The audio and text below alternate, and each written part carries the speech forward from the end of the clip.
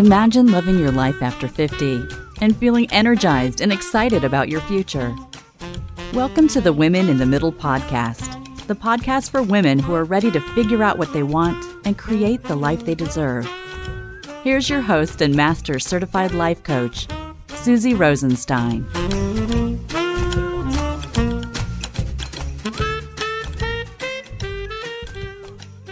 Hey there, today we're talking about wisdom and whether or not you're really older and wiser. And you know what? It just may surprise you. Let's go. Welcome back to the podcast Women in the Middle, where we are all about how to get unstuck, clear, and excited about your next chapter, especially if you're in your 50s and 60s and feeling like life is just too short to keep waiting. I'm your host, Susie Rosenstein, your master certified coach, midlife self-leadership mentor, and certified Zentangle teacher. And I am so glad to be here with you again. Now, today's show was inspired by something I saw online when I was scrolling around, and it stopped me in my tracks. It was about wisdom. I thought I would share a definition about wisdom to get us started. It's the ability to make good judgments based on what you have learned from your experience or the knowledge and understanding that gives you this ability. And of course, we're going to take a deep dive into how wisdom relates to you in midlife. But just quick. Feeling stuck or unclear about what you want to be, it can be so frustrating, and I know this personally. I have been there myself. So if you've been waiting to feel excited about your life again, like when you wait until you finally have clarity, you don't have to. A next chapter direction session is a private conversation to help you see what's actually going on, including whether you're already further along than you think. You can book yours now at www.talktosusie.com. Okay, now let's dive in. As I mentioned, today we're talking about wisdom, and specifically something I noticed a while ago that I knew I wanted to come back to. You know, when you're scrolling around and you see something and then you save it for one reason or another, that's what happened. I came across some research I saw about wisdom and aging, and the finding was basically this. Wisdom doesn't automatically come with age. Think about it. Wisdom doesn't automatically come with age. And I remember thinking, oh, that's interesting. So I saved it. I knew there was something there for me, but I didn't know exactly what. I didn't know what I wanted to say about it. I didn't have an episode planned, and I didn't know exactly how it connected to my work. I just knew this has my attention. So I kept it. And now that some time's gone by, I understand why it got my attention. Which, as it turns out, is hilariously appropriate for today's episode because I noticed before I understood. And that is something I've been thinking a lot about lately. With age comes wisdom, right? We've all heard this expression, with age comes wisdom. And frankly, I love this idea, especially as a woman in my 60s. Bring on the wisdom. I find myself telling my kids that all the time. I've earned something here, right? But apparently, it's not quite that simple. Psychologist Judith Gluck published a review in Current Opinion in Psychology looking at the relationship between wisdom and aging. And the research is much more nuanced than older equals wiser, which is, what I was thinking. Different aspects and measures of wisdom, they show different relationships with age. And one of the review's key conclusions is that it's neither simply getting older nor accumulating life experiences. Those things aren't enough. They're not enough by themselves. That's not what makes us wise. That second part really got me because, of course, getting older gives us something younger people don't have as much of yet, right? Experience. We've simply had more time to accumulate it. Relationships, careers, friendships, marriage, divorce, parenting, maybe caregiving, success, failure, health challenges, loss, risk, joy, lots of disappointment by now, right? Things that went exactly as planned, that happened too. Things that blew up spectacularly, of course. Sometimes that happens. We've had a lot of life. But here's the distinction I want to play with today. Experience is not automatically wisdom. Experience gives us raw material. And that's where wisdom can be built from, right? It comes from the raw material. And I think that's a really important distinction. Wisdom, I think it's something that we build. So I started thinking about it like building a foundation with cinder blocks. So stay with me here. Okay. Life keeps handing you material. You have a difficult conversation or you try something new. Maybe you make a mistake or you realize a friendship has changed. I've heard all of these things and experienced some of it myself. Maybe you become unexpectedly jealous of somebody or feel that envy that I've talked about so many times. Something you used to enjoy starts feeling like an obligation. Maybe you take a trip and feel more alive than you felt in months. Sometimes something gets canceled and you notice how incredibly relieved you are. Or maybe you fall in love with something completely unexpected. You realize, I don't want this anymore. Or maybe, I really want more of this. Those are experiences, but they're not automatically wisdom. The wisdom comes from what you do with the experience. Do you notice it? Do you get curious about it? Do you reflect? Do you think about it? Do you learn something about yourself? Do you allow what you've learned to matter? Do you use it to inform how you live, maybe how you make decisions? That's where I think the wisdom block gets built. And then another, and another, and another. So that's what I've been playing with. My own definition of wisdom, something like this. Wisdom is becoming increasingly skilled at learning from your own life. Think about that. Wisdom is becoming increasingly skilled at learning from your own life, not knowing everything. Because, of course, we're going to still make mistakes. Not having all the answers either, right? Because who does? You have lots of answers. I have lots of answers, but I don't have them all. Not becoming some all-knowing wise woman.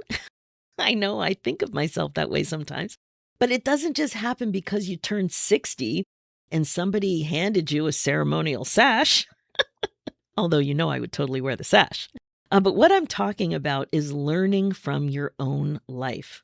And what's fascinating is that the psychological research on wisdom includes qualities such as curiosity, questioning your own beliefs, awareness of uncertainty, considering different perspectives, compassion, and openness. Developmental models also look at how characteristics such as things like openness, creativity, mentorship, and other personal resources interact, how they interact with your life experiences in the development of wisdom. And this is the stuff we talk about all the time here on the Women in the Middle podcast. In other words, the experiences matter, but so does how we engage with them, how we work with them, how we process them. And this is where noticing comes in. Now, I've been teaching a framework in my new webinar that describes the client journey in my work. It goes like this: noticing, then awareness, then understanding, then self-trust, and then self-leadership. And the more I've been thinking about wisdom, the more I've realized that this also helps explain how we turn the experiences of our lives into something useful. Because it all starts with noticing. Something happens and you think, why did that bother me so much? Why can't I stop thinking about that? Why did I light up when she even mentioned that? Jealous? Am I envious? Why am I so relieved that that thing got canceled or that that plan got changed? Why do I keep coming back to this idea? Why did that make me so happy? That level of thinking is noticing. You don't have an answer yet. You just notice something. Sometimes in the past, I've been calling it like a whisper or a glimpse, right? You just superficially notice it. And this is where we so often get ourselves in trouble because we're so good at squishing. Now, I may have mentioned the word squishing before on this podcast. I just love this concept of squishing because it just describes it so well to me. So you notice something for like half a second or less, and your brain immediately comes with, oh my God, that is ridiculous. You could never do that. That's too expensive. You're too old. You don't have time. What's the point? And what would you even do with that? And poof, the thing that you noticed, it just barely had a chance to become a thought. It did not even become a thought. And you squished it. You dismissed it. You made it go away. But what if you don't know what it means yet? And that's okay. Whoa, this is the piece I've been fascinated with lately, because I think we often assume that noticing should quickly lead to understanding. I notice something, therefore, what does it mean? Just like boom, boom, boom. What does it mean? Get with the program, chop, chop, And then what am I going to do about it? We just move so quickly into that realm. It has to have meaning, and I have to take action. And we want to get to the how. How am I going to use this so freaking fast? But sometimes you notice before you understand. And the gap between those two things can be significant. It could be 5 minutes. It could be 5 months. It could be 5 years, maybe longer, maybe longer. And I think that there's wisdom in learning how to tolerate that gap with patience. Now, I want to repeat that because that's like a really big concept, or at least it was for me as I was learning it firsthand. I think there's wisdom in learning how to tolerate that gap with patience, and not passive patience, not like just ignoring it, not waiting around helplessly for the universe to send you a PowerPoint presentation explaining your future, although that would be great. I mean, patient curiosity, a kind of knowing that says, I don't know what this means yet, but I know enough to know that it has my attention. Those are two completely different kinds of knowing. There's, I know this matters to me. And then there's, I know what it means and I know what I'm going to do about it. There can be a lot of life between those two ideas, moments in time. You know what I mean? Now, personally, I've done this over and over again. When I look back at my own life, I can see this pattern everywhere. Before I became a life coach, I didn't have my entire next chapter mapped out. I was stuck for 5 years. 5 years. I was looking around, asking other people what they thought I should do. I thought they knew more than I did. But one of the things I eventually let myself hear was very simple. I missed working directly with people. I already knew that. It had been there. I just hadn't understood yet where it would lead. Eventually, life coaching got my attention, even though I didn't really know what it was at that point. This was back in 2013. So I enrolled in certification, and look what happened. But I couldn't have known all of that at the beginning. The same thing happened with becoming a certified Zentangle teacher. I was drawn to it. I followed the interest. I certainly didn't know at the time that years later, I'd create something called the Midlife Doodle Think Club, this concept of Doodle Think. I even bought the doodlethink.com domain years before the whole idea had fully arrived. I think it was 4 years. 4 years before I did anything with it. Something about it had my attention. And eventually it was like, oh, now I understand. And then there are things I still don't understand. I bought another domain a few years ago. It's whalework.com. WHALEWERK. Whalework.com. Now, as you know, if you've been listening a while, I love whales. I love the ocean. I love everything about all of that. The ocean has been a constant source of delight and pure joy throughout my life. When I was a kid, I remember it so well. Different things that I liked about the whole beach, the whole ocean experience. My father even took me deep sea fishing when I was 12. And I caught a barracuda that is mounted and on my wall. Believe it or not, it was done as a surprise for me from my father. Now, you might know that I really only want to host retreats on or near water as much as possible. I created whale-watching mindfulness prompts years ago. And last year, I paid for an ocean science course that I haven't even started yet, but I kind of knew I needed it. I wanted it. It caught my attention. I noticed it. Now, do I know exactly what I'm going to do with all of that? No. Could it become something? Maybe. Could WhaleWork sit there forever as a domain that I bought once because I loved whales? It might. The point is that every interest is a destiny. Please don't leave this episode and purchase 17 domain names, by the way. But just having an interest is enough. The point is that I've learned to take seriously what repeatedly calls my attention. It's not that I immediately obey it or act on it, and I also don't assign cosmic meaning to it, although sometimes the idea that it just might be a sign does creep into my mind. But what happens is that I get curious about it. That is very different. And this is where self-trust gets interesting. I've always thought about self-trust as something that develops when you understand yourself better.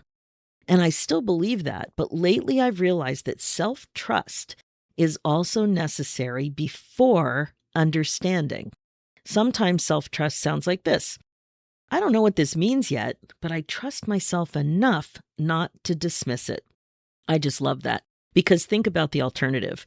We make understanding a prerequisite for taking ourselves seriously. If I can't explain why I want it, it must not matter. Or if I don't know what I do with it, why bother? Or this one, if I can't justify it, it's frivolous. No, maybe you don't know yet. Self-trust allows you to stay in relationship with yourself before you have certainty. And I think that that is such an important part of midlife, because the more you trust yourself, the less urgently you need to know everything immediately. You can say, I don't know yet. And that little word, yet, contains so much. Patience, curiosity, possibility, and trust. I really think that one of the greatest gifts of getting older is that you have more data. Now, here's where I think that aging gets really, really interesting, because one of the greatest advantages that we have at this age and stage is that we really do have more data about ourselves. We have more data about ourselves. So just think about it. At 25, you had 25 years of data. At 35, more. But now you've got decades. You have longitudinal data. And the researcher in me just loves this. You have evidence about what energizes you, what drains you, who brings out the best in you, what kinds of environments make you feel most like yourself, what you've regretted, what you haven't regretted, what you repeatedly tolerate and wish you didn't, what you thought you wanted and discovered that you didn't, what you keep coming back to, what delights you, what fascinates you, what makes you lose track of time, what makes you feel alive, when you feel that sizzle, what you may have outgrown, what you now know that you need, what matters to you, what keeps getting your attention. That is a massive data set. By simply possessing data, when you just simply have the data, that's not wisdom. You have to pay attention to it. And this is where my framework comes back in. The years give you the data. Noticing helps you see what's there. Awareness helps you recognize and name the patterns. Understanding helps you ask things like this. What am I thinking? What do I want? What does this mean to me? What have I learned? Then comes self-trust. I allow what I've learned about myself to count. I don't automatically override it. I don't automatically abandon myself because what I've learned is inconvenient. And then comes self-leadership. Now I get to decide, what do I want to do with what I know? And sometimes the self-led answer is nothing yet. I'm going to keep paying attention. That is a decision too. What first, then how? I've been talking about that on the show here, and I've been teaching it in my academy, been teaching it to my private clients. What first, then how? This concept connects directly to something I have taught for years. We love the how.